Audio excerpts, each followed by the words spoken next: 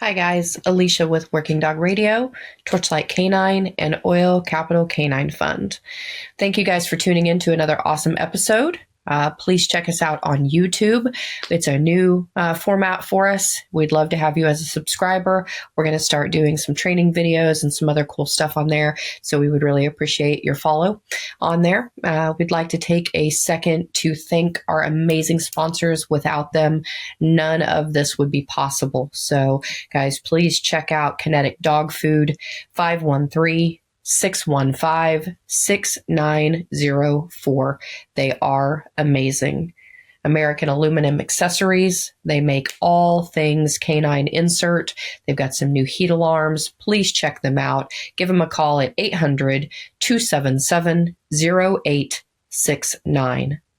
Horizon Structures. Everything mild to wild in a dog kennel. They have it. They will drop it off at your door. Give them a call at 888-447-4337. If you guys haven't checked out Highland Canine Training yet, what are you waiting for?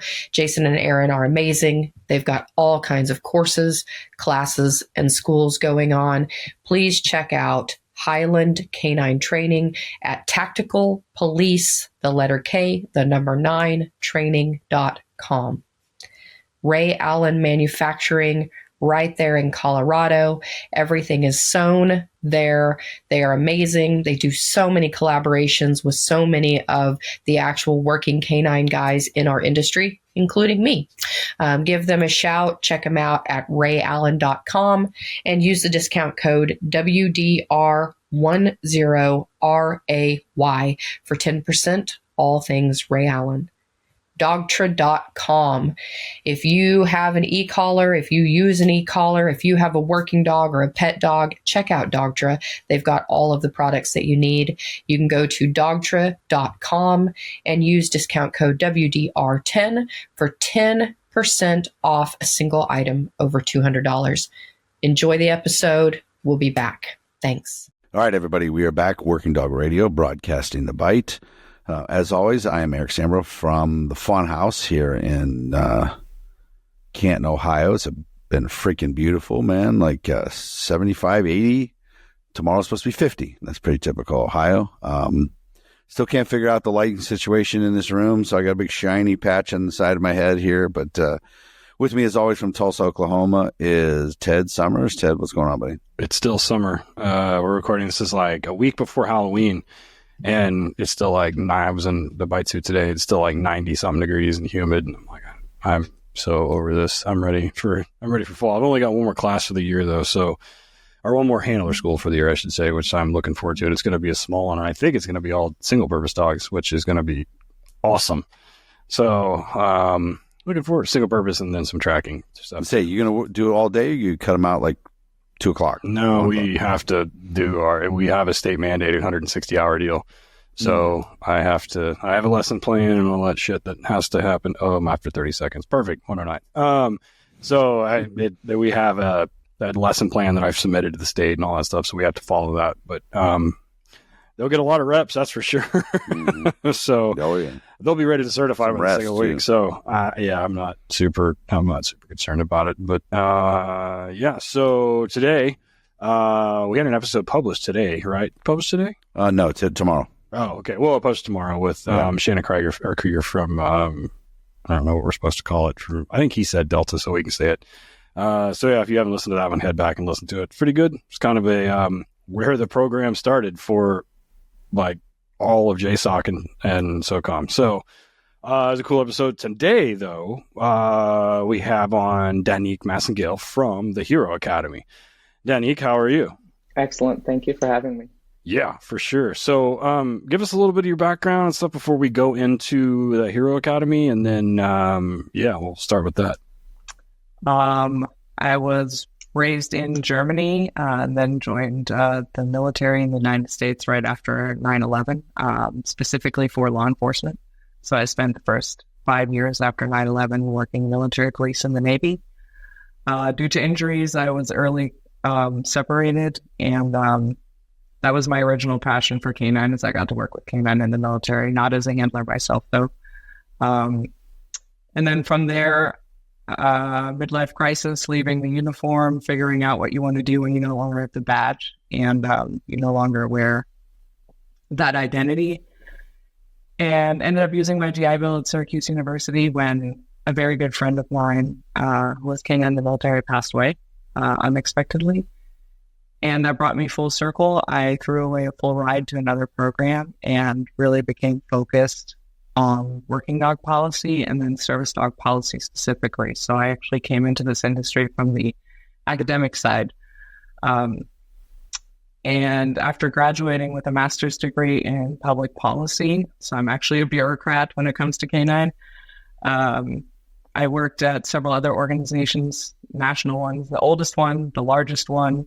So I got to do a little bit of every role from picking up dog shit to working with the applicants that actually apply for service dogs.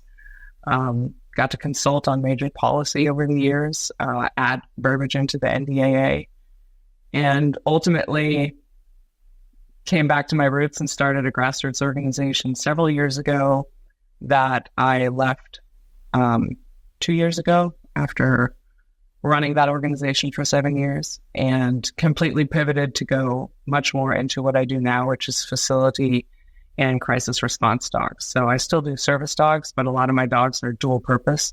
The handler usually uses the dog personally as a service animal, and then they work as a wellness officer, school resource officer. So I do a lot of dogs that are actually in law enforcement nowadays, but they do critical incident stress management. And that was because my background in law enforcement and my first love for canine, the suicide / mental health crisis in our industry has just become atrocious. So I wanted to focus on first responders, and that's what I've been doing for the last 2 years with the Hero Academy. That's everything in a nutshell. So Danny came to us through our friend Dana Brown, who's been one of the first females that we ever had on the show. If not, she was in the first Ladies of Canine, right? Like yeah, the 6 first years group. ago or a while ago. Yeah. It was in the single number digit, or in like the 20 or 30s episode Yeah, numbers. I think Alicia was first, and then I think Dana was right after. How do you guys know each other? So that friend who passed away unexpectedly while I was in college, she was his kennel master in his 2006 deployment. So I have a very emotional attachment to her. We actually met through social media and friends after his memorial. So, and then her daughter actually was my intern a couple of years ago at one of my organizations. So Lexi interned for me for a little bit while she was in college. That's cool. I was just down in Jacksonville doing a seminar a few months ago, and she stopped by, say hi, and she knows some of the guys over there. She has a company now called Tandem Canine, and she gave me a shirt, dude. That thing fits me so well. I'm like, I like it. Like, the color's cool. It's soft. It feels good. I'm like, props to whoever's making the shirts for Dana, because those things are awesome. So it's pretty interesting how this, it's a giant country with however many millions of people live here, but this industry is not that big. And you make those types of relationships. I had never met Dana before the podcast episode that she was on, and we've talked here and there. I ran into her at a HITS conference, and then run into her down here, and then she suggests you, and here we are. Because we'll get into everything you're doing at the Hero Academy, but it's something that's like, these types of things are things that Ted and I love to talk about and promote, and it's very, very selfless of the people that are involved in it. So I want to go back real quick to the crisis response dog. So I don't know if I've told this story on here. So in Ohio, on Route 70, which runs between Columbus and some other parts of the state, they had a bus crash where this bus full of kids from a school that I know actually is not too far from me. We know some people involved. A truck came in from behind and crashed into a car and crashed into the bus and exploded a bunch of things. And a couple of chaperones were killed and kids were injured. And I've always been like, man, I don't know about these crisis dogs. Like, what is this, an excuse for some things? Because I'm just very skeptical. But my buddy that I grew up with my whole life is a lieutenant for the State Highway Patrol, and he's in charge of all the dogs. And he kind of had the same thing. He's like, well, they want to have these, but what is this? Is this just an excuse for the handlers to not work and they can just pet their dogs all the time or whatever? So he said, he goes, dude, I was skeptical until that incident. He said, so that bus crashed, and he says, those kids are standing in the median like zombies, just going into shock, like pretty screwed up. He said the dog guy started showing up with those dogs. He said instantly changed everybody there.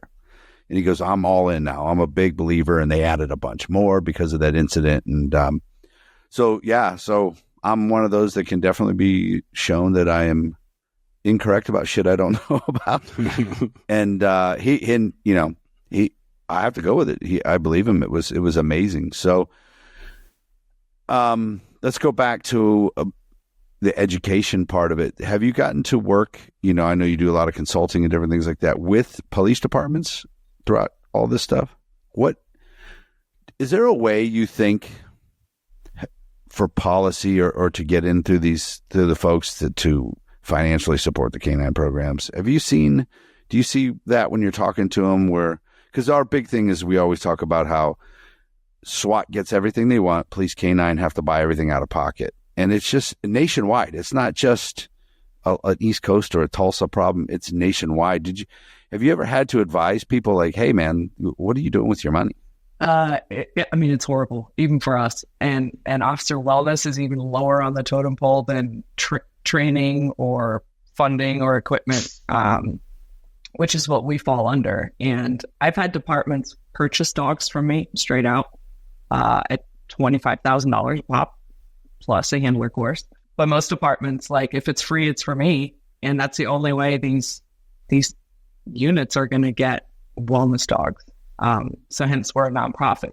But yeah, from a funding aspect, this is something that goes all the way up to the Government Accountability Office. Just so, I've spoken to them years ago about the issue of even retiring dogs properly. You can build that into the budget on the front end. If you're budgeting $30,000 for a dog, budget 40 and do 5 for urgent care, like dogs that are really sick at the end, and just regular $5K for, I don't know how many, most dogs, they don't retire them until they're in pretty rough condition. So, so it's really the disconnect between the tactical side of things, meaning boots on the ground, the actual handlers and the units that have these, and the people that fund it and the people that make the decision. Because in DC, I'll be honest with you, it's completely delusional, and it's whoever has better paying lobbyists. That's where it really falls through the cracks, because there's a lot of huge policy issues when it comes to the canine industry, not just for us, but seeing on the working dog side and even the military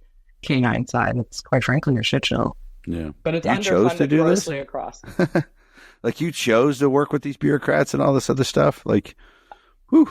I'm a really good problem solver, and given the right opportunity. So, for example, anybody who's flown with a dog since 2020 now have that Department of Transportation behavior attestation form. It's a DOT form you have to fill out when you fly with your dog in cabin.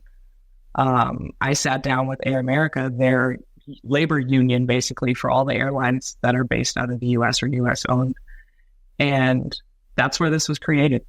Starting in 2016, I sat down with them and said, you don't give a shit what the person's disability is. Stop asking for medical documentation. What you actually care about is, can that dog safely fly in a metal tube 30,000 feet in the air?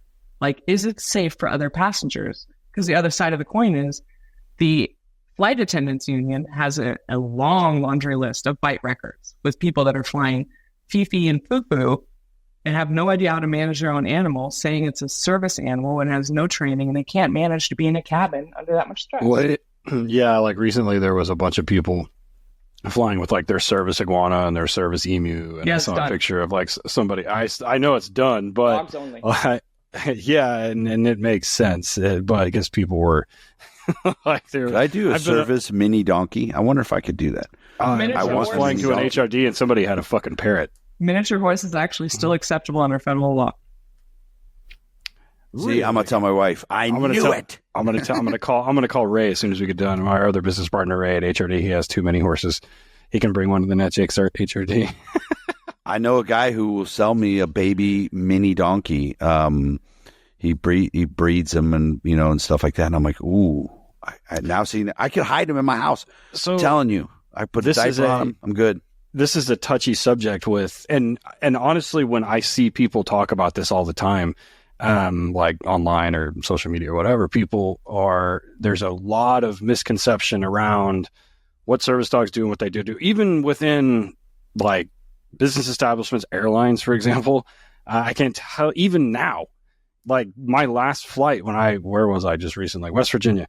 When I was flying back from Pittsburgh, United was giving some dude shit about having a dog on, and he had the DOT form and all that stuff. And they were like, well, they were still giving him shit.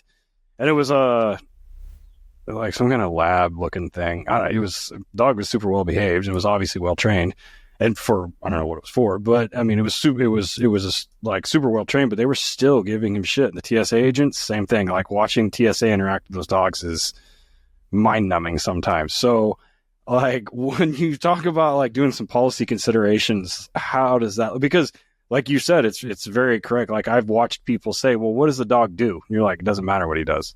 It doesn't matter what he does. It doesn't matter why I have him. It's just that, you know, it's the done deal. So what was that entire process about? Because I see that shit all the time online, and it's mainly other trainers talking to other trainers, right? Like, oh, so-and-so shouldn't have this dog because of this, or so-and-so shouldn't be allowed to do this because they don't need a dog for this or whatever. And I will preface this by saying I don't do a lot of service dogs, if any.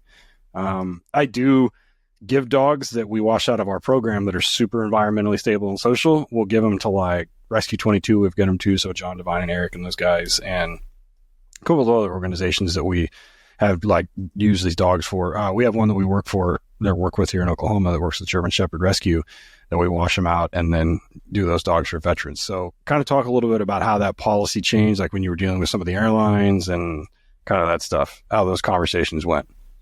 So it used to be emotional support animals could also fly in cabin. Right. And obviously it was the Wild West in the mid 2015. I mean, everybody was flying with peacocks and whatever else. So it came to a head with several scandals, including American Airlines, where they kicked a dog off a flight that literally won Service Dog of the Year the night before. So it's like, you know. Good choice. Yeah, oh, man. You know, talk about perfect luck. Wow. So Department of Transportation finally got enough complaints about things, and the airlines pushed enough from their end also wanting change. But I'll be honest, the biggest hindrance in this is actually the disability rights groups. They don't want to have to show documentation. They don't want to do that. They want their privacy. And I mean, I'm a service dog user too, but guess what? As soon as you have a service dog next to you, cat's out of the bag, there's something wrong with you. You know what I mean? Well, like there's no secrets anymore. Right. Everybody's looking. You're not even limping. It's like somebody it's with like handicap parking. Like right, exactly. Yeah. Business. Yeah. So it came to a head, and they finally were. DOT did almost like this audition for hearing. So you sit in this giant office in DC, and they have like a roundtable discussion, and it took days, and then they await comment because it's the government. So this took 5 years. I changed jobs since then, but was still like peripherally involved when it then finally launched. But honestly, the biggest ones who listened. So ultimately, Air America, who is the trade union, whatever, for all of the airlines, got all the airline policy people and attorneys in a room and then invited us in and said, please come talk to us. So we sat in a room with them, and everybody got to speak their piece on, you know, like literal mediation. What is your end goal? What are you upset with? And what do you want to see changed? And American Airlines honestly listened. They're the only ones who actually now do almost like a frequent flyer number for your dog. Once you submit all the paperwork, you get an actual frequent flyer number for your dog, meaning it is legit and you have no more issues at the gate because somebody verified it. That makes, because like I have TSA pre-check and global clear and all that stuff, and because I have my, you know, my KTN number, and we makes told a lot them of to make sense one for dogs, just like that. Like, right? Why would this? Okay. Be hard? Yeah, that makes sense. It's like, all right, everybody fill out the paperwork. Dude, that's super smart. Like, that's very smart. All right. You could put their eyes up into the thing and approve them. You can base it on their paw print. Like They're already Yeah. chipped. Yeah, usually. yeah. put it in there. That's a pretty good idea. I kind of like that. I don't know anyone in the airlines, so. I do, and it's hard to get them to listen to. But anyway, they all sat in a room. They actually listened. That's how the birth of this DOT form came about. And then, because under federal law, you can't take away from people's rights. So state law can't make things worse for you. They can only give you extra rights, if that makes sense. So airlines could add to this, but not take away from that minimum right, if that makes sense. So this DOT form, and then American said, we'll make it easier for you. You register ahead of time, you do all this paperwork, and you actually get a frequent flyer number for your dog, and then you're good to go. And they track it by rabies number, because the dog has to be at least 6 months old to have rabies. And I've told them, like, that way you can kind of cancel out young puppies flying as service dogs, because there's no reality that a 6-month-old already finished all the training. Yeah. And rabies is a federally controlled substance, so it's just another layer of protection. And that way, the DOT form is really for you to take onus of responsibility for the training of the dog, so that in the end, because it's going to become a civil matter if the dog bites someone, if you sign that form and it's not the case, then it's the handler's problem. What was the biggest sticking point that had to be hammered out on for the unions to be like, okay, that's cool? The fear of lawsuits of disabled people having to self-identify too much and do, like making a disability a burden. It's almost like saying you can only get your wheelchair at Walgreens, not at Walmart.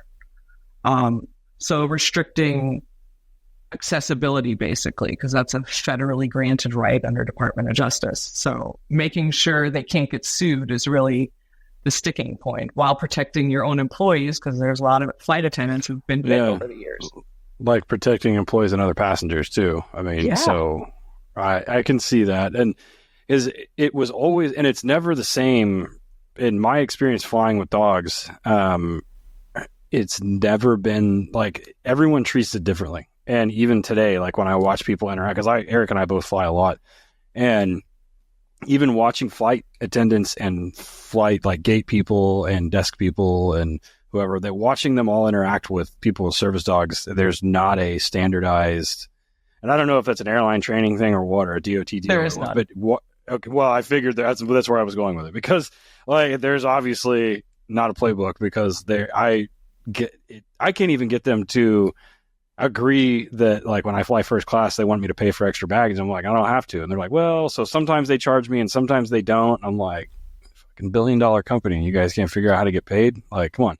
So it's always interesting. And so that was Eric asked the question. So they were worrying about forcing people to self-identify, which, like, I get it. Like when you're in a wheelchair, I mean, I've never heard, I'm sure it's happened. Somebody been like, yeah, like, you don't look disabled. Like, what's that supposed to mean? Like, what? So we're gonna take a commercial break here in a second, but it's funny. We won an arbitration. We won an arbitration in the state of Ohio in our union when I was at the police department, that when we if you call off sick, they cannot ask you what's wrong with you. You just say sick. So even guys that were faking sick so they didn't have to work didn't want to identify what could have been wrong with them. Sick, none of your business, Lieutenant. So I get that. Yeah, everybody wants, I don't want to be lawsuit because I asked the wrong question, genuinely trying to just do my job. But also I don't want a dog come on and bite. It does make sense, though, that the airlines were worried about employee safety and passenger safety more than anything else. And I get that. So, and I don't know, maybe we can answer this after we come back. We can do it now. In this DOT thing, is there any requirement on, like, behavior? Not necessarily that the task is the dogs perform, but obviously, like, the dogs have got to be social and they can't be, like, smoking people, but which has happened, obviously. But I mean, there's no requirement for training, like, that I know of. Does the DOT thing have anything to do with that? Is there now? A behavior attestation form. So you're attesting to the dog having a certain level of behavior and training that negates your disability and makes the animal safe to fly. If people are lying on a federal document, Interesting. You know what the funny thing is, man? I fly several times a month. I've never heard a dog bark inside the cabin on a flight. I'm always surprised by that. And there'll be dogs on the flight, and I'm like, dude, I flew back years, I'm going to say 2019, I flew back from North Carolina with a toy Frenchie puppy that the only person that knew I had that puppy with me was the X-ray operator for TSA. That puppy didn't make a sound in the 2 hour flight. Not one. I was like, whew. Not that there would have been a problem, but I don't like barking dogs. I don't want barking in there. So, all right, we're going to go ahead and take a break. We come back. We're going to talk to Danique about the reason we have her on here, the Hero Academy, and every great thing that they're doing over there. So everybody stick around. Remember, don't skip the commercials. If you do, because I know you will, look at the bottom. Show notes has all the discount codes. Were you burning up that Ray Allen one? We love it. That's our third one, I think, with them. So keep it up, guys. And we will be right back. Hey guys, it's me again, back with some more awesome sponsors. I want to talk a little bit about Ray Allen Canine Manufacturing. Who else in our industry allows us to come to them with ideas as handlers, as dog professionals, and say, you know what, I think I would like to make this, or wouldn't this be a good idea? And they will actually sit down with you and talk to you about your designs. I've got a collab with them on a muzzle, on a leash and a collar. They're amazing to work with. Their products are top notch. They're made in America, in Colorado, and we love Matt. So give them a holler. Check them out on socials at Ray Allen, the letter K, the number 9, or visit them online at rayallen.com and use our discount code WDR10 RAY for 10% off. Guys, have you visited DOGTRA lately? If you go to DOGTRA, they have their new online portal, and it's really cool, very user-friendly. You don't have to call them and order them anymore. You can go to mydogtra.com, and they have everything there. You can set up an online profile. They keep your orders. They know what you've used. We use everything, their ball droppers and poppers. We use their e-collars, their 1900S hands-free for our officers, their Q and their 280 for our pet clients. We use all of their products all the time. Eric travels around and does seminars specific to DOGTRA, so you can have him come in and teach a class on how to use it. Check them out, dogtra.com, and follow them on their socials. We love KINETIC dog food. Ted has been using the large format. It makes excellent tracking treats. He uses it for teaching article indication. It's these huge nuggets of food that you can lay down, grab, put in your trainer's pouch. The quality is excellent. We love Debbie and Dave. We have a great relationship with them. They want to know you. They will talk to you about nutrition, about what your dog's needs are. They'll help get you set up. Their food is available everywhere. We've gotten it off of Chewy. You can buy it at stores. Please check them out.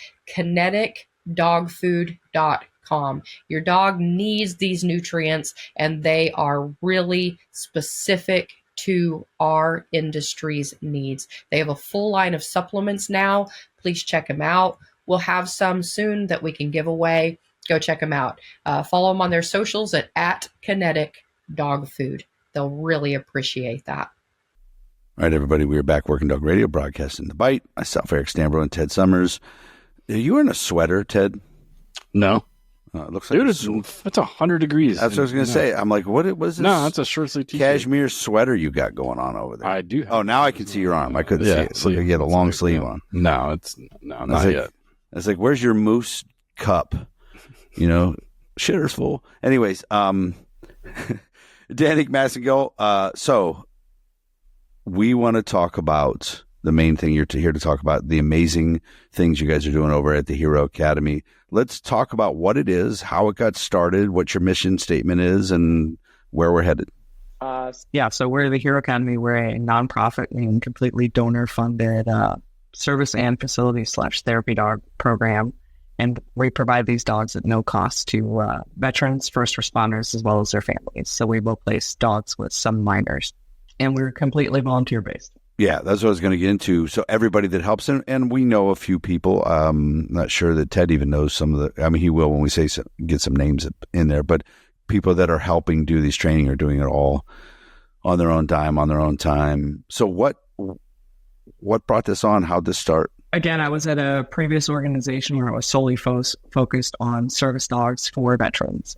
So that was the only thing we did. And then I would place washouts with departments, either for single purpose, actually, because they were too drivey for my work. So that's kind of how I had the overlap with a lot of the people on what I call the spicy dog side of things, on the feeling side of things. And actually completely lost my train of thought.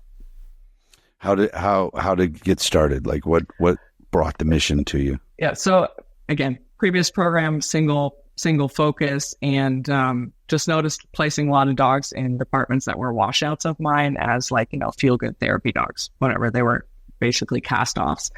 And that and the mental health crisis we're really seeing in the first responder community, if you just see the statistics of the amount of incidents happening over the years, it really came very close to my heart for personal reasons in my own circle to really start addressing that crisis on the first responder side.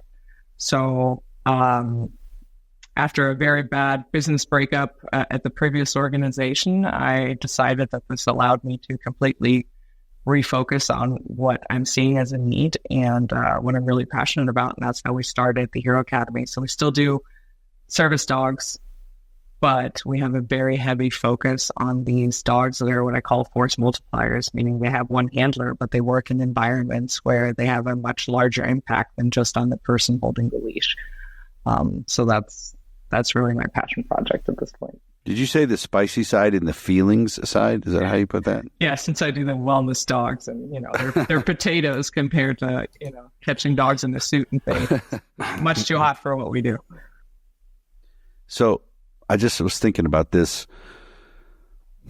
So we understand the value because we've talked to a lot of people, and a lot of people understand the value of service dogs for veterans, especially veterans that are struggling. There's just a lot of things that go on with guys, 20 years of war and everything else that went on with that, and some law enforcement and probably some firefighters, guys, all the first responder types. Have you found that you've gotten guys that have taken the dog that you've given them for service work and they're find themselves with a new purpose where now we're going to the children's hospital with that dog? And if so, can you talk about that? I mean, like I said, so actually it's the other way around. I placed a dog as a therapy dog and he became that person's service dog, and the person actually ended up medically retiring from the department,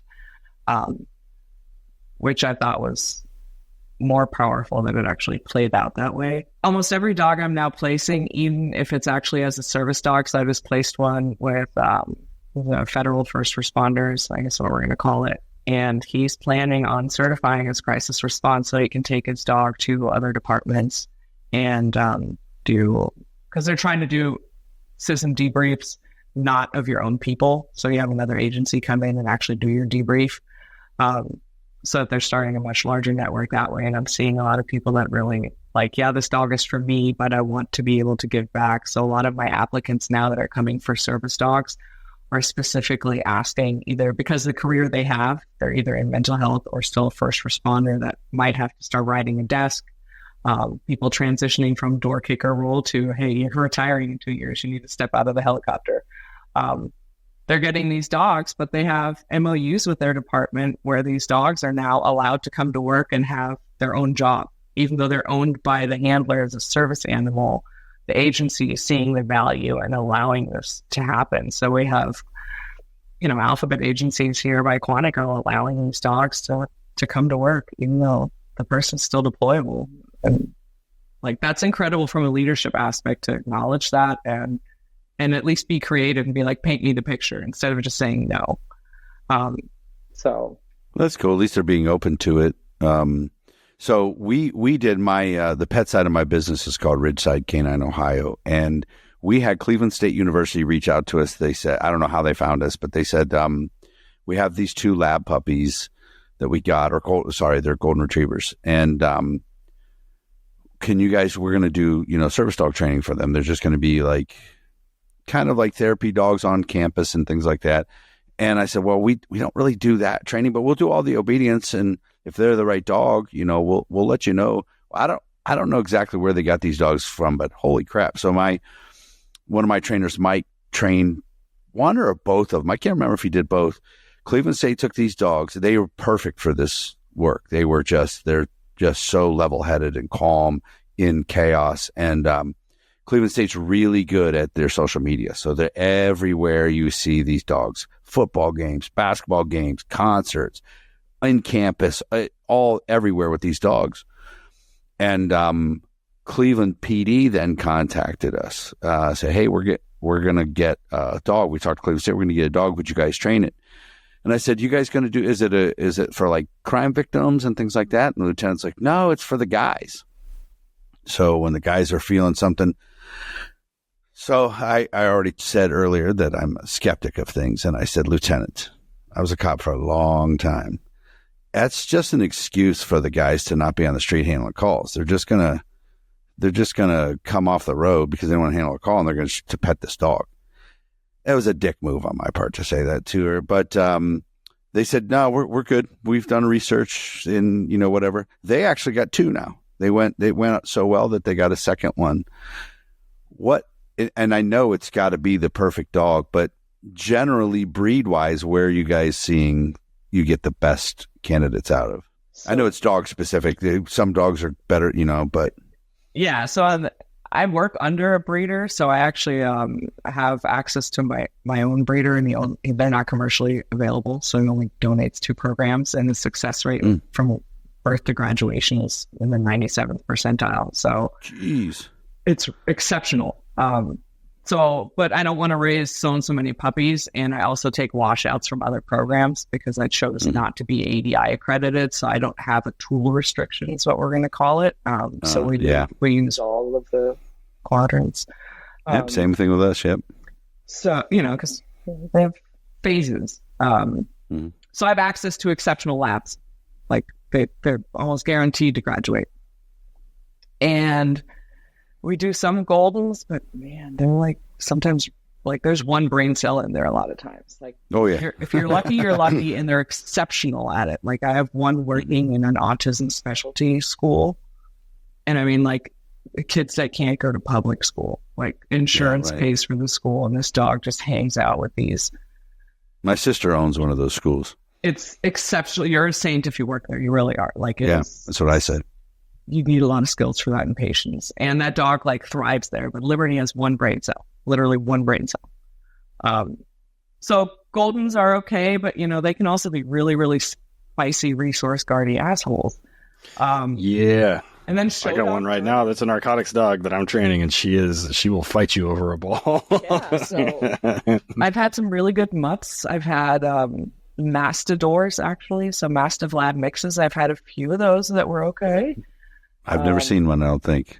It's basically a lab on steroids. That's what if it's a 50-50 or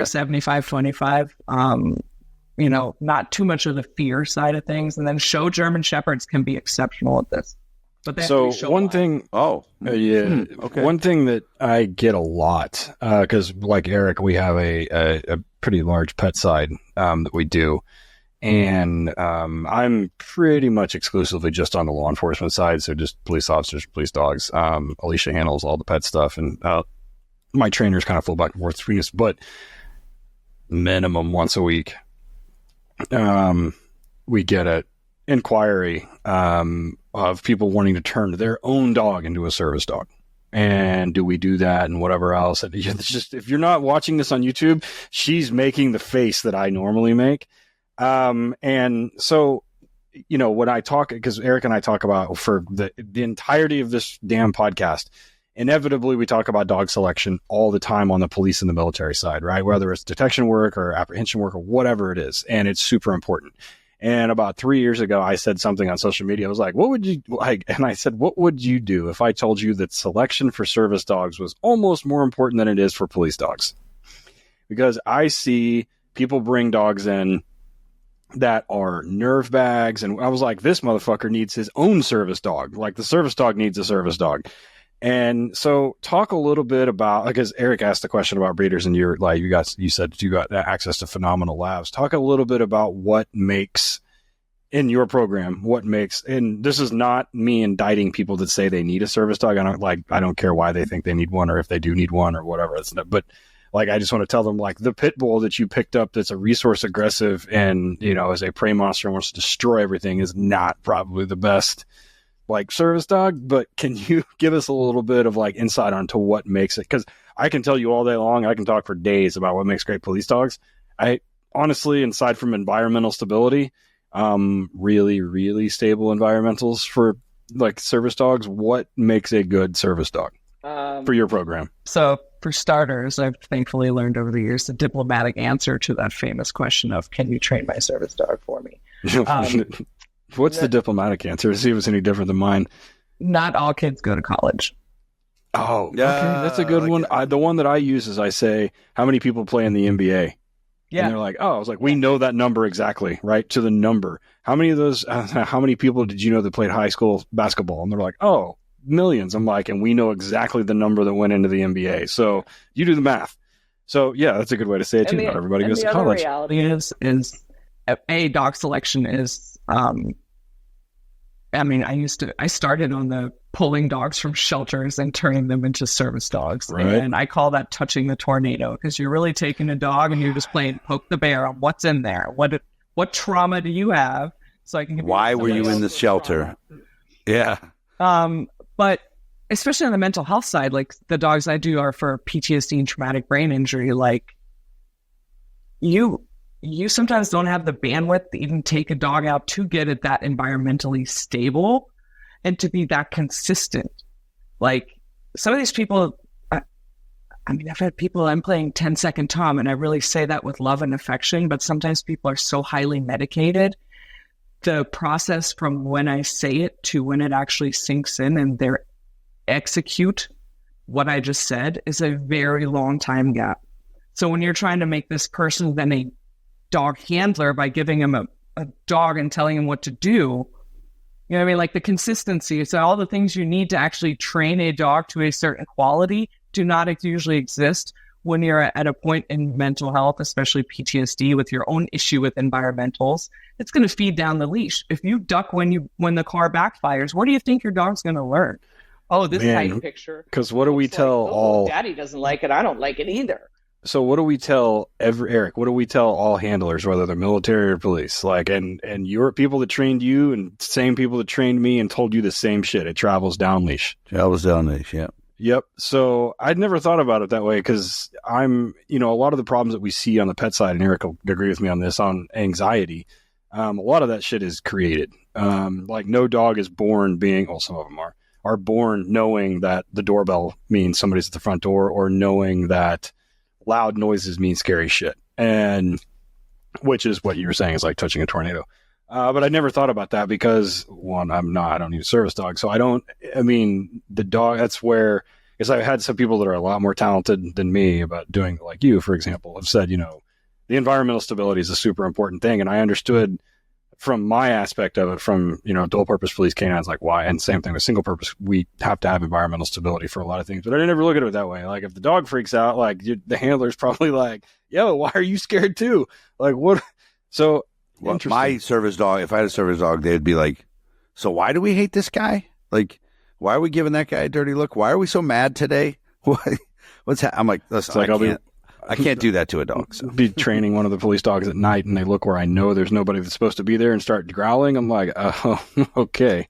And it's usually a homeless person, or because I'm in Tulsa, I'm downtown Tulsa, so we crackheads everywhere. But so the selection process, you said the puppies that you guys get are basically tailor bred for your program, where the breeder only donates them, like they're not commercially available.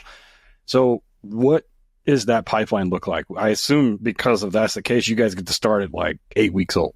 Yeah. So what does that pipeline look like for them? His puppy culture before that is phenomenal already. So even, they're birthed and whelped in basically his living room. So they are vacuumed around, touched, all the basic things you want early on, noise, blah, blah, blah, blah, blah. All the bitches and everybody lives in the house.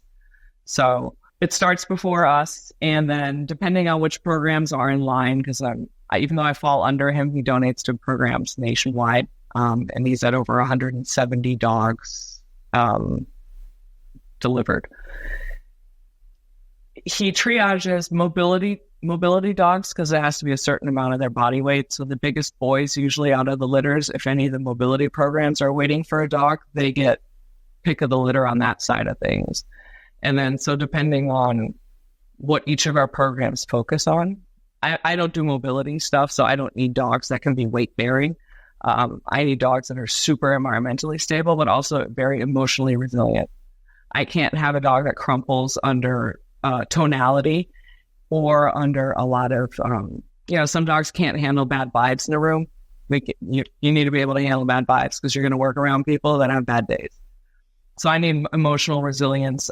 Because I have people, PTSD, you sometimes can't control your tonality. And even though I tell them, like, not everybody wants to work for an asshole, including your dog, like, you can say it very nicely, but, getting some of these salty veterans to use their high-pitched voice is its own journey. So the emotional resilience, and then puppy culture, even when we get them, getting the right puppy foster, getting them exposed, not too early and not too much. You don't want to break a dog basically by forcing him or over forcing him into environments that are too much at the time. So it's 18 months to 2 years of floating around fosters in different environments and basically constantly checking in on their training levels, maturity levels, and when they're ready to go to the next phase, training shortcomings. And then Match.com, who do they go to? Right. So what swipe right? You should be able to just get on the app and I like that dog. So when before we play Match.com, when do you guys get them? Like when they're at what age, and then how does that training start? Like, so you guys don't do mobility. You focus on TBI, PTSD. I was reading it on the website. And what does that kind of process look like, and how long does that take? I'm super interested in this because I don't do it. I train dogs to find bombs and drugs and bite shitheads. And like, that's what I'm good at. I'm really good at it. I've done a couple of service dogs. I did a diabetic alert dog. I did a couple of those, which was cool. It was detection work. It was detection work. It was it was a super cool problem to solve. And like, it was fun to do. I don't want to do it again. Because ironically enough, it was a shit ton of work. Because it was, of course, one of their own dog. It was like some kick-a-pet thing. It was like a Pekingese or something. But that little motherfucker would work for food, though. Like, he was on it. And he already liked to jump on you, so it was easy. Like, he already had terrible behaviors. I'm like, oh, I can use this. So what does the process look like for that? Because I'm super interested in how you start it and what they do, because we talk about selection. It's kind of like what Eric and I do, right? Like, we select the right dog, or what we think is the right dog. And then we start our entire process, and we start going down the line with tracking, apprehension work, detection work, imprinting, blah, blah, blah, blah, blah, blah, blah, down the line. So I'm super interested to hear how you guys do that, and at what time they start, about how long it takes, and all that stuff. You said 18 years to 2 months, so that's a full process, though. Yes, that's the full process. So we get them on average when they're around 8 weeks to 10 weeks old, depending on delivery date, meaning when he does his world tour across America to drop all the dogs off. And from there, they usually stay with a trainer for a couple days, get acclimated, or go directly to a foster if they're already an experienced puppy foster. And in the beginning, it's just basic home environmentals. They're not going out yet. They don't have all their shots yet. So it's potty training, house manners, first observations of making sure they don't do resource guarding. Do they have any fear issues when you start working on? But also things like floors, doors, ceiling fans. So getting used to all of those things and working more and more on tactile and basic obedience. What's a leash? What are my expectations when it comes to leash walking, food manners? The biggest criteria that we do not do is dogs that show severe aggression, and resource guarding is a very difficult thing to fix if it's already existing. So It's something we monitor very closely. And that is, I had a service dog before my current one, and I actually had several bite incidents with that dog. So I have a few live bites with the service dog that are unintentional. And that's because, I didn't know enough about all these things at the time. I was the resource being guarded. And what fed through the leash was, I'm uncomfortable, and the dog's like, hold on, I got this. I will create space with my teeth. So it's a hard no for us when it comes to resource guarding, because people also have children.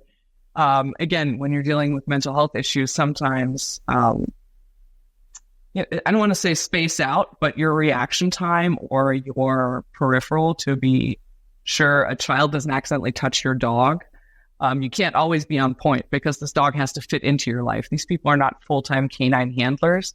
This is supposed to be a medical support for them to continue their actual life. Like, you need to go to your kid's soccer game, you need to go to the grocery store, and you've all seen kids Frankenstein toward the dog. They just have their little grubby fingers and they want to just come say hi.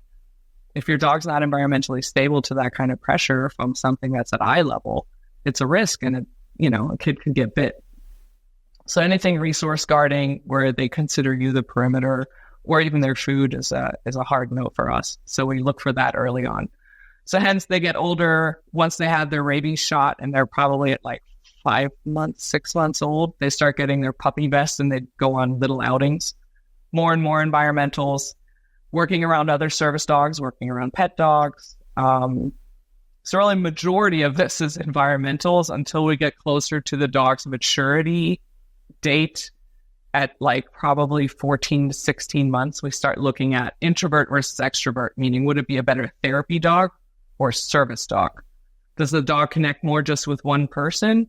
Some dogs want to love everybody. They couldn't give a shit. Like they're aloof to their handler. So it's a great therapy dog because they're not like, ooh, mummy, mummy, mummy. And some dogs are better at I just want to work for you and only you. They don't want anybody else meeting them. So once we isolate that, we figure out what pipeline they're kind of going into. And then it's match.com, and it really comes out to the person and what does their lifestyle look like. Do you have small children? Do you have cats? Do you like long walks on the beach, or are you watching Judge Judy in your pajamas? Because I need to give you either an active dog to go walking with you or a dog that can chill on the couch. Do you have a desk job? Are you going to a lot of sporting events? So all this crap needs to be isolated out of the person's application. And then ultimately we teach nightmare interruption. And that's based on, is it auditory or physical? Like people who thrash versus somebody who talks, mumbles, or screams in their sleep. And then you can teach the dog to do deep pressure where they climb on the person, or you can even do something where you tie it on their, like there's extreme ways for a person that violently thrashes. We haven't had that in a long time. And then the other one is basically what's your tell. So we isolate self-soothing behaviors that the person has. Everybody has nervous tics that are early signs of anxiety: foot tapping, playing with your wedding band, stroking a beard, twirling hair. Everybody has little micro mannerisms. And based on those, we teach the dog a task to interrupt that. And a lot of times over the years, the dog actually starts isolating your heart rate and other things before you can start doing those. So the alerts become sooner and sooner. So once we know the person and their task needs, then we isolate which dog would be best for this person with cats and long walks on the beach and needs this job environment and this task. And once we figured all that out, we marry it together and we start task training the dog, which with proofing, you can probably do as fast as 60 days, depending on how much talent you have and how invested the dog is in the treat. So what age do you find typically where, and well, let me preface this by this. So I had I bought a lab from a guy years ago, 7 years ago, six and a half years ago, to train. I just bought him. He's kind of local, about an hour from me. I bought him to do detection work. I was going to train her for detection. So we're starting to work. Her name was Willow, Chocolate Lab, and she's doing pretty good. And I saw a guy who I hadn't seen in a couple weeks, and he sees the dog and he's like, she's getting fat. And I'm like, dude, I feed her. I know how to feed a dog. She's not getting fat. He's like, I'm telling you, I think your dog's pregnant. So I take her to the vet, and Tim, the vet, walks in. He walks in and goes, oh, hey, you got a pregnant dog? And I'm like, son of a bitch. Guy sold me a pregnant dog, right? So a few weeks later, 11 puppies, right? So we have the runt, Jessie. She's my daughter's dog. She's 6.5 years old now. Great, amazing dog. This lady that I had met or talked to bought 3 of the puppies from me. A big, huge chunk. Big dog. And then They were all puppies. And then a couple others, she had me video some tests that she was looking for, dropping pans and just different things. So she's got the dogs for just a little bit, like a couple months. And the big, huge one, she's like, telling you, man, this is everybody's favorite. This dog is going to be like a therapy dog. He just lays at your feet. That's all he wants to do is just lay at your feet. This dog over here, because she's doing diabetic alert, blind, for seeing eye dogs. They're everything. So we're going along, and I don't hear from her for a while. And I said, so whatever happened to them? She said, well, the big chunk dog, he grew up and became so high drive that he became a fire dog, an accelerant detection dog. I go, what about the one high drive puppy? He goes, he flaked out, man. We had to give him away as a pet. And then the other dog did whatever. So I'm sure that there's times you got this dog in, you're like, ooh, I need this or we need that. And then they make a left turn when they hit a year or whatever. When's around the age that you're like, okay, this is the direction this dog is going? Some of that depends on what the problem is or what talent we're discovering. Yeah. If it's just a strong nose, I usually don't wash them out. I just break their spirit and stop putting your nose on the ground. That's not your job. Because there's no. But I've had high drive dogs that are now single purpose in Alabama for EOD. They were like, we were exercising that dog with a John Deere Gator driving up and down the field. And it was a lap. It was a floppy-eared dog, which that checks out. Commodity. So if I can give you, and that's how I met Adam. Actually, he finished training that dog, put odor on it, and then it was donated to a department in Alabama. So that's awesome. I've had a Malinois wash out, and he was like 8 months old when he started crate pissing, and I mean just look you dead in the eye and start pissing his crate. I'm like, okay, we have a testosterone problem. You obviously don't want this job. So I really don't usually do pointy-eared dogs anymore either, because it's kind of like making Navy SEAL a kindergarten teacher sometimes. Like it's not breed fulfilling. So I'm, I don't often have people that can, like, I have a Malinois that's a service and therapy dog. And I mean, it took several years to get him to that point, and he's incredible, but that's a unicorn. Let's just be realistic. I get that all the time because of what we do, right? Like our patrol dogs are Malinois, Dutch Shepherds, or German Shepherds. And I get it. Most of these guys come out of these units or they come out of the military. And at this point, I think pretty much everyone in the military has had some contact with either an MWD or an MPC at some point in their career, depending on where they're at. So it's part of their identity when they come out as part of, and this is part of like, I think the whole like transitioning out, like, oh, now you're out. Like, we've had a friend come on the podcast he's been on twice, who was diagnosed with PTSD. And he was like, I don't really have PTSD. I have lack of traumatic stress. And I'm like, God damn it, dude. Like, you can't fucking say it that way. But that's what he said. So, and it's, it's part of the whole identity. And they're like, they want a Malinois or a German Shepherd or a Dutch Shepherd because that's what they worked around. And that's what they want. And like, I'm like, man, the dogs that are like suitable enough that don't have drive, that are still environmentally stable, are so far and few between. Because normally if they don't have drive and they're not environmentally stable, then they're fucking fear reactive and they want to fucking tag everybody. And I'm like, it's still a Malinois. Like, even if it's not a working quality one, it's still a fucking Malinois. And that's why I try and push people. I'm like, if you really want to do it, like, get a lab or get a, what else? Somebody else had an Irish Wolfhound I saw recently, which was cool, which they only lived for like 3 years. But I'm like, God damn, you guys put a ton of training into that dog. You spend more time training than it's going to live. So yeah, unfortunately. And it's a mobility one too. Like the guy had a hip issue or something. I don't remember what the whole story was, but, yeah, so it's an interesting to hear like you say that, because that is the one thing. And I can tell, like, if it's a dude that's a veteran, they're like, I want to turn my German Shepherd into a service dog. I'm like, I bet you do. And then the other one is just random ass people that are like, I need a service dog. I'm like, okay, well, I mean, you don't need a Malinois. You don't need a Malinois. That's for damn sure.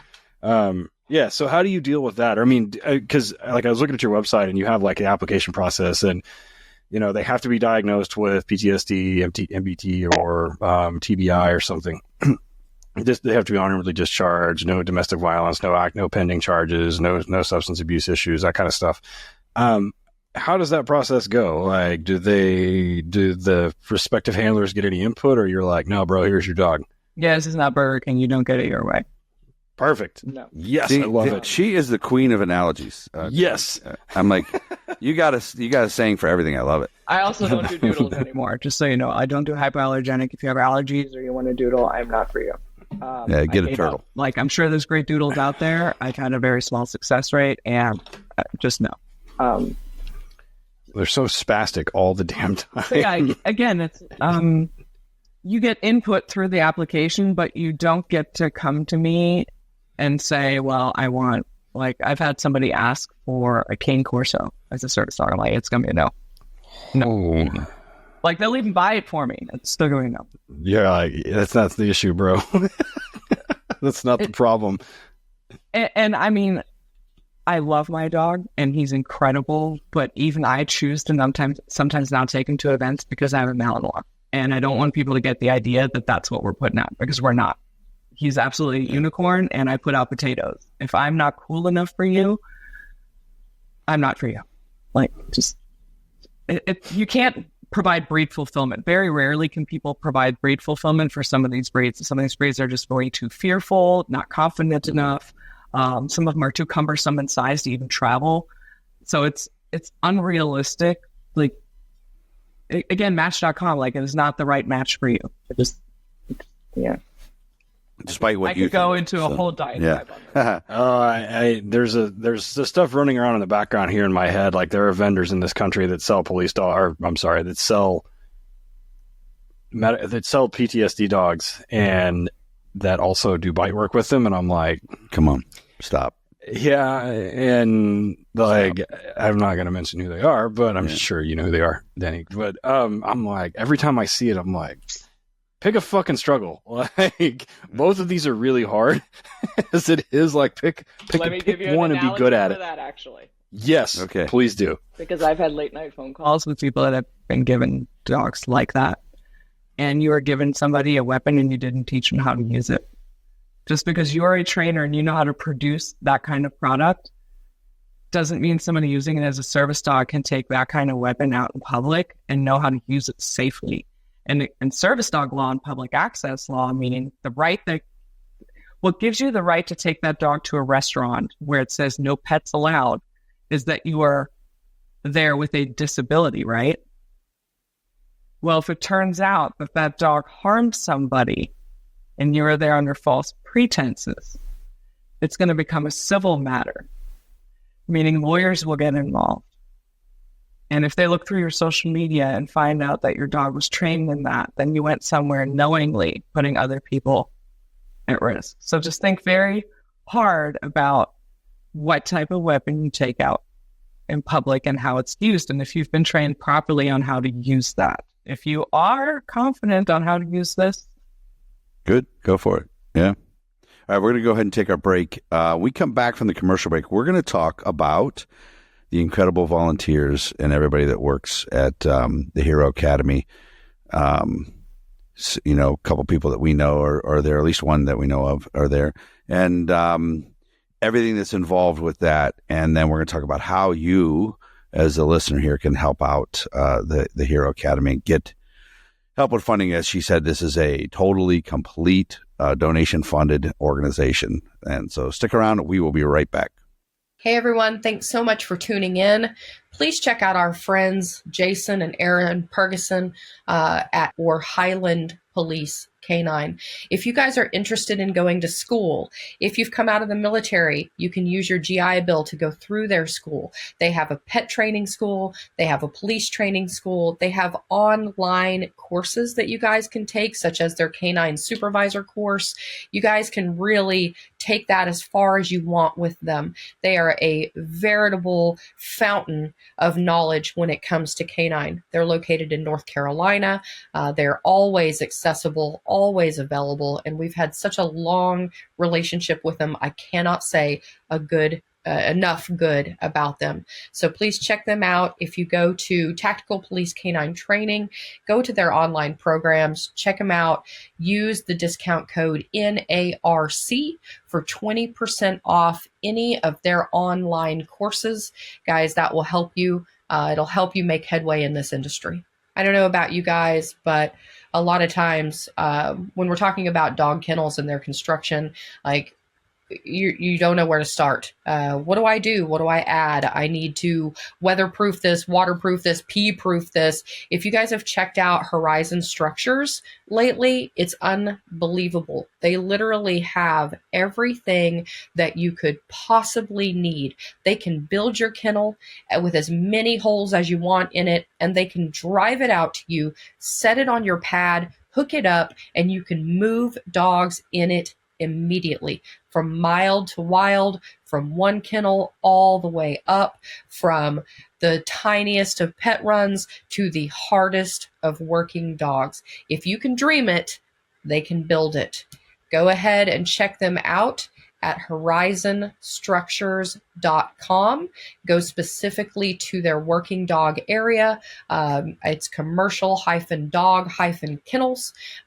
Give them a call, 888-447-4337. And of course, check them out on their socials at Horizon Structures, and they will hook you guys up. American aluminum has been such an asset to us. Our officers have their canine inserts.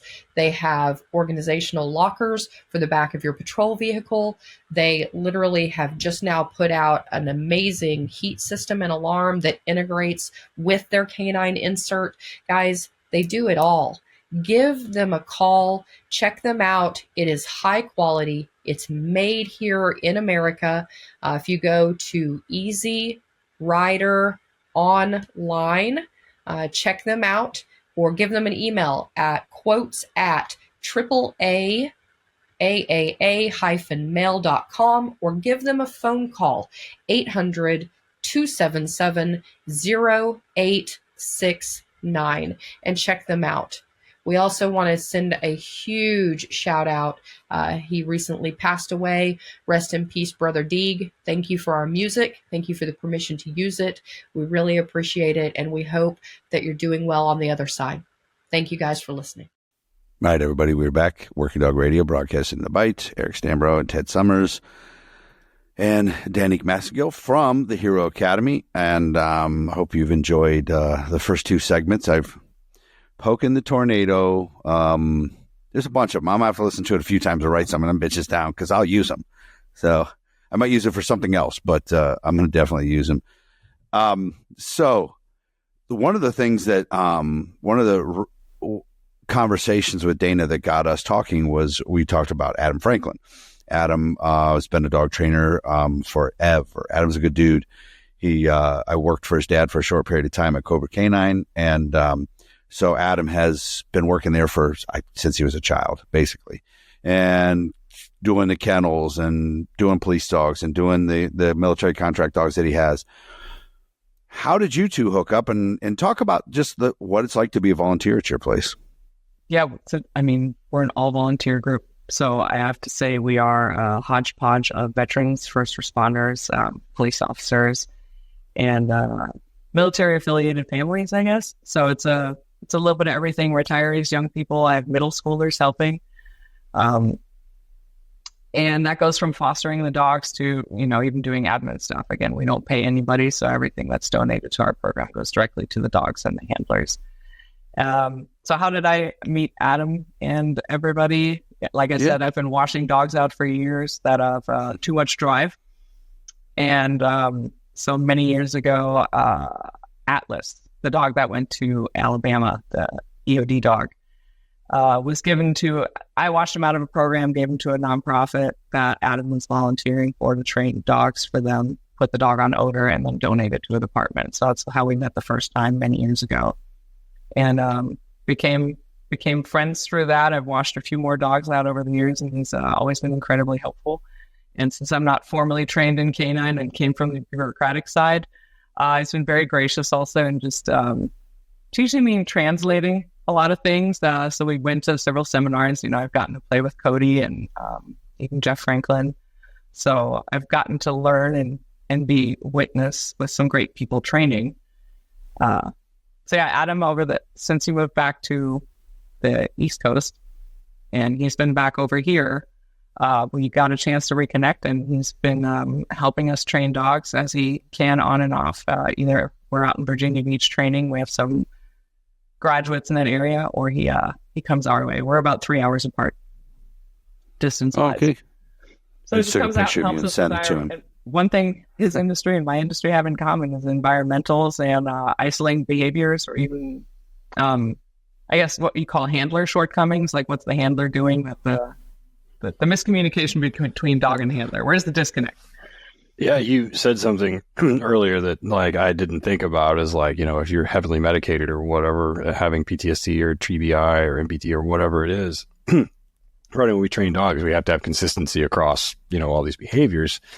And I remind my pet trainers that we're not trying to create other dog trainers. We're trying to, just on the pet side, we're trying to create happy, successful dog owners. Right. And that doesn't entail them training a dog. That's why we're here. So it's kind of the same thing, except I have to imagine that process is quite a bit more involved on your end, just because you do have people that, they may not notice, they may not be in the right frame of mind to notice or in the right headspace to notice, and the dog still has to perform the behavior no matter what. And as you said that, I'm sitting here thinking, I was I'm yelling at my canine handlers who all the time for doing dumb stuff, and they are in their full faculties and whatever else, and they still mess things up, and I'm like, come on, right? And then you're saying it, I'm like, oh man. So I can't imagine the compounding issues that come down.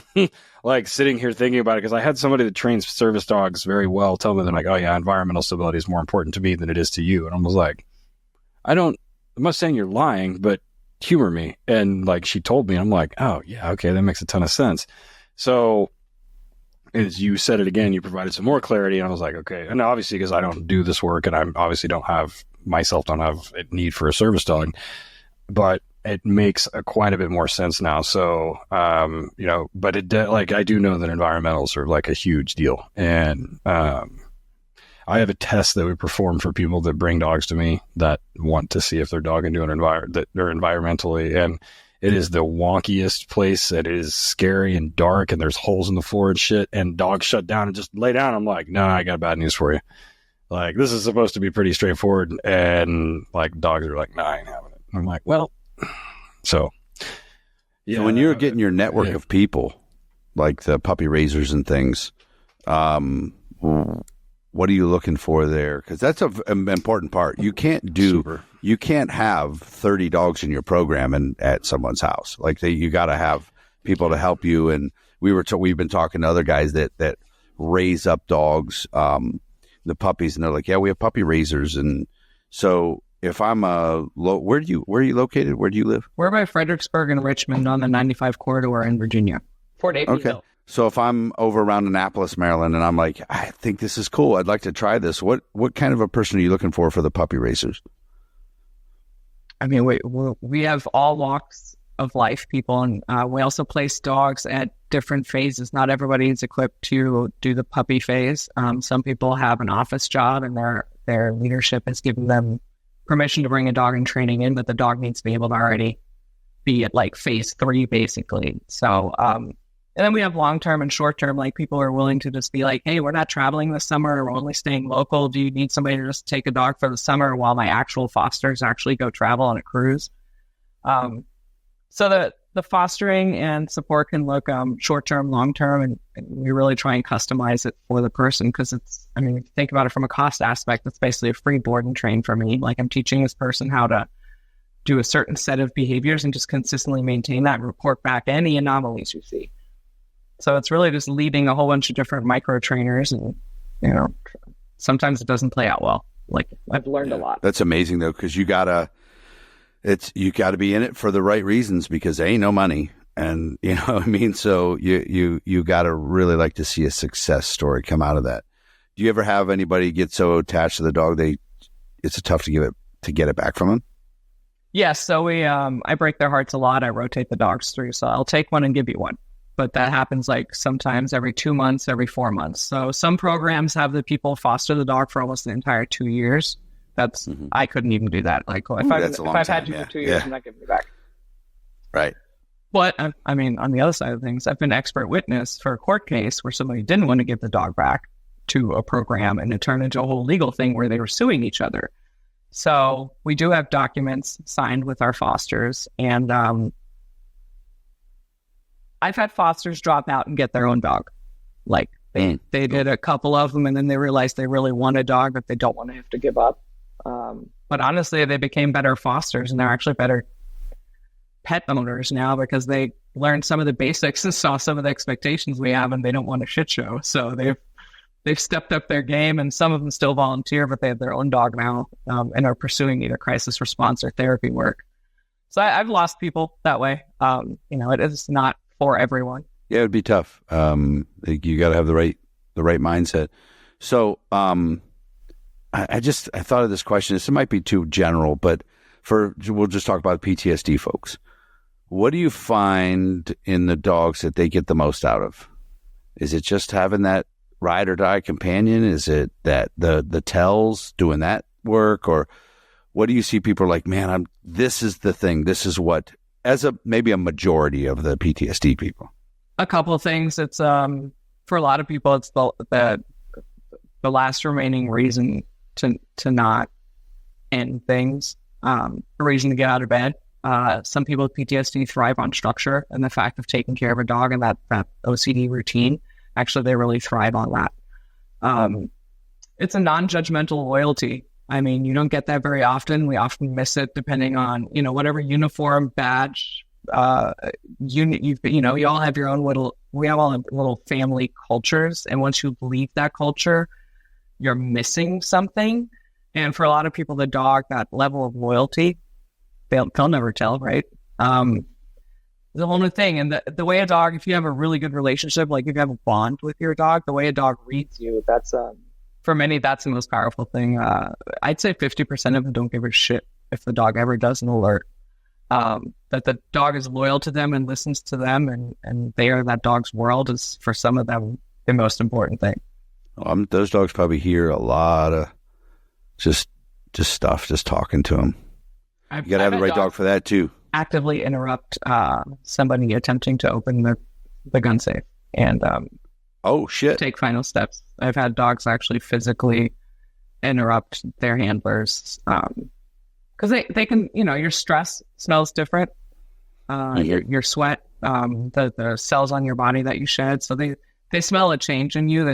They notice a change in your mannerisms. And when you're in deep duress, I mean, I had mental health issues a few years ago where it was just really hard year, and I could tell my dog's behavior on days like he knew something was off, and the way they basically fuck with you is really powerful. The things they do to show you that they understand there is duress. Wow, that's very powerful.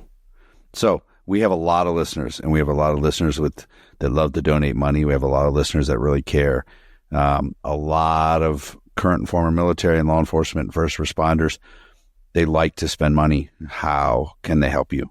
www.theheroacademy.org. We have an Amazon wish list where you can donate to the dogs and the handlers directly. And we also have several different donation links there. So if you can, at a minimum, share our mission with people that might need a dog, but also any little thing helps. Do you guys have social media? We have Facebook, LinkedIn, Instagram, and I'm almost too old to learn TikTok, but I'm trying. And I don't trust it, but I'll do it anyway. I don't trust it either. But speaking of, let me look at it. I'm going to get up here and pull you up on. I took a picture of you and messaged Adam Franklin while you were talking. He's like, he's really happy we got to connect. Adam's a good dude. The Hero Academy. It's _Hero_Academy. Oh, you followed me. Damn it. I'm sorry. I just followed you back. I feel like a dick now that I didn't follow you before, but you guys can see it on there. Probably not with this stupid light, but the _Hero_Academy_ after that. right? I believe as you guys, you have a blue and red and white logo. Mm-hmm. Yeah. Okay. I love it. Facebook, Instagram. Check them out on TikTok. I don't know what that's going to look like, but if you're going to be dancing or anything like that with dogs on there, probably, I hope not. No, if you're coming for me, you're at the wrong address. Yeah, don't, no pup cups, please. So give that website one more time. www.theheroacademy.org. Guys. Get on there. You can donate right from the website. Mm-hmm. Yeah, there's a link on there. I'm looking at it right now. Ted's been scrolling through that during and the there's show. a volunteer on there. There's a place where like to volunteer to be like a puppy raiser and a trainer and stuff. So remember, guys, in organizations like this, there's no such thing as too many volunteers. They're not going to take. I mean, you got to be the right person. You can't come in there being a complete moron. But if you're a dog guy, if you understand some things like that, or if you understand, and you want to help out, and you understand maybe even people, I'm sure they can help you out. You're just not going to make any money, and don't even think you should. So, Danique, I'm super happy that we got to talk to you, man. I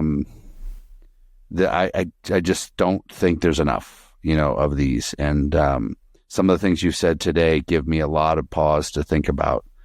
I'm glad you got hooked up with that breeder to give you the dogs. Cause when I heard we were doing this episode, I was like, I want to ask, because I was like, I got to ask the question, because there's, and some stuff I'm not going to say when we're recording, but I get asked to do service dogs all the time, and I just tell you, I'm like, it's not my thing. I don't do it. I'll do the obedience and the environmental testing and the environmental stability stuff. Like, I can handle that, but when it comes to the actual training, I'm like, nah, it's not my thing. Like, I train dogs to find bombs and bite people. Like, that's not my deal. And handlers too. So, so there's a place to apply on there too. Like, if you want to apply for a service dog, and there's some requirements, like you have to be diagnosed with a need, obviously, and then honorably discharged, no criminal record, no active stuff, and then for no law substance enforcement abuse officers, deals. you can't be pending a case that is against you where you might I can't give you a dog and then life circumstances change. Yeah, and then you're in jail or some crap. They won't let you take him to jail. That's for sure. No, that's weird. Yeah, Who knew? Do it. Yeah. Yeah. So Ted, exactly. Where can you be found? Ted_Summers. Although my Instagram got nuked yesterday, but I got it back.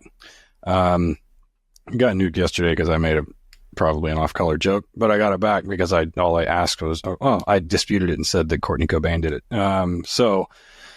Ted_Summers, and then Torchlight K9, letter K number 9, Torchlight Pets. If you want to see all of the, we have a whole slew of resource aggressive dogs right now, not service dog candidates. And one of them came from Tulsa Animal Welfare that it's super human, likes people, but it wants to destroy everything else that moves: cows, goats, rabbits, other dogs, anything that moves, birds, cars. It'll chase cars. That's fun. But normally we don't. Yeah, exactly. Yeah. Let him go chase. Exactly. That would be the best job as a handler, working for the Coast Guard and letting dogs just destroy birds. Canadian geese, go away. Yeah. What was that? There was a dog that was up in Michigan, Cherry Hill, Michigan. I can't remember that dude's name. That had that dog that was a cattle dog. He was a cool dude. Yeah. He's been on the show, I think. Yeah, he is. And HRD Police K9. We have I don't have any more of those this year that I think. No, I don't have any more this year. First one's going to be in January in North Carolina, just south of Charlotte, with the guys from Cedar Hill, if I remember correctly, Cedar Hill, South Carolina. And then I got a bunch of those scheduled for next year. But where are you at, E? Van SK9 on Instagram and Facebook. I'm on Facebook, just myself. I just was looking. So this episode, you listening to this, is November 7th when this comes out. You should be able to go to Amazon and type in my name and find my book. My book will be available pretty soon on there. So it'll be on Kindle. I just looked on Kindle. It'll be on Kindle and paperback. When we're teaching at Hold the Line this year, I'm probably going to bring some copies with me. I'll have some. People have asked me to get them a signed copy. That's cool. You're going to be like, it looks like a a left-handed third grader wrote this with his right foot. Right, sign it in crayon. That's exactly right, because I might write it in crayon. That's a good idea. So, but anyways, Amazon Kindle, my book, E-Collar Without Conflict for Pets and Working Dogs, should be out by then. So I'm super excited about that. Danique, I'm glad we got to hook up. Hopefully I get to meet you soon at something. I'll tell Dana to bring you with her to some stuff, and we can hang out and talk dog stuff. Sounds good. It was such a pleasure to be here. Thank you. Everything you guys are doing, man. Keep it up. So, all right, guys, we'll see you on the next one. Excellent.